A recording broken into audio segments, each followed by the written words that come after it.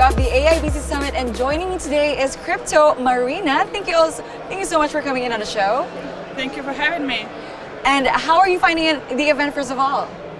Fantastic as always. Great organization, great people, great companies, and lots of fun. Fantastic. And I want to know how Crypto Marina starts and who coined Crypto Marina in the first place. Well, Crypto Marina come up with a very natural name, so just people I know and the people that know me, they just started to call me this way, so it just like stick to me.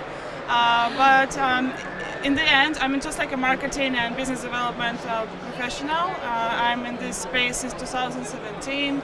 I've been working in all kinds of companies across the industry, starting like crypto exchanges, games, VC firms, and payment solutions, and blockchains, and NFTs, you name it. I mean, my clients are like all over the space.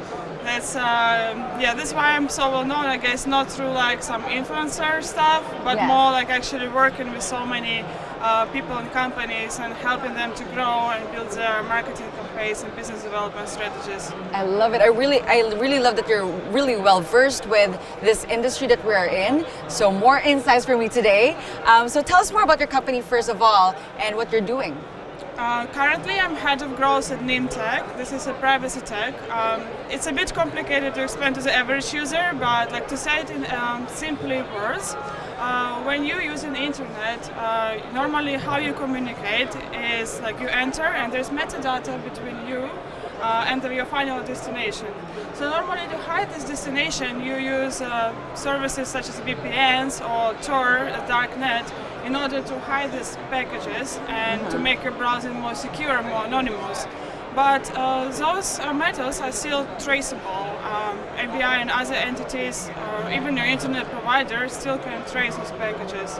So what NIMS offer is this unique technology of the mixness, which hides this metadata level and make it possible to be anonymous and real private on the internet.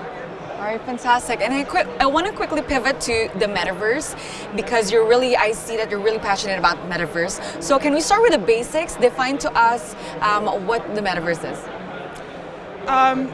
I do believe that we already live in a metaverse. I think some people consider metaverse as something futuristic that coming soon, but actually we already have informed, we have our digital identities, so we kind of already live in it. Because for me, metaverse is just your digital life, right?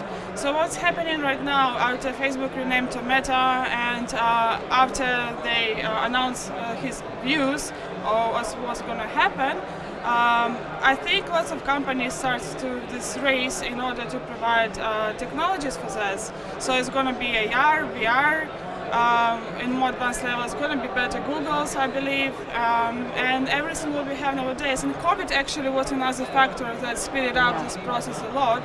That we moved our meetings online, we moved our work online, and with these new technologies, let's call it like metaverse of this year, it's just gonna be everything more visible. You can touch it, you can feel it through like let's say 3D holograms and so on. But metaverse is a combination of the blockchain, Web3, AR, and VR, and it's all like connected. That's why I'm so passionate about it.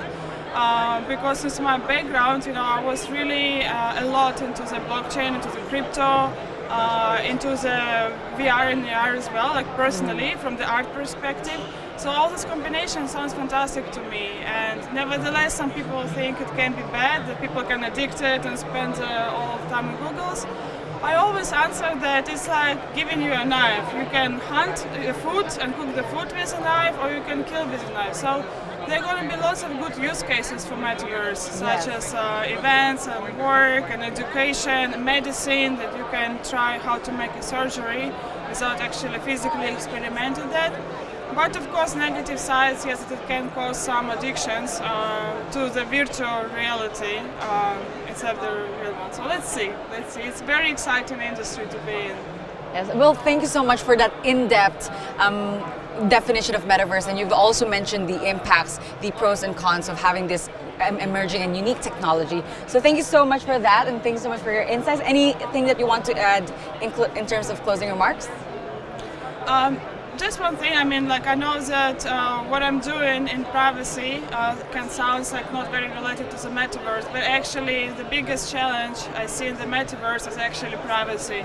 Right. Because at some point we will need some kind of digital identity, kind of digital passport, where our virtual life is attached on. And I think this is where privacy tech is so important.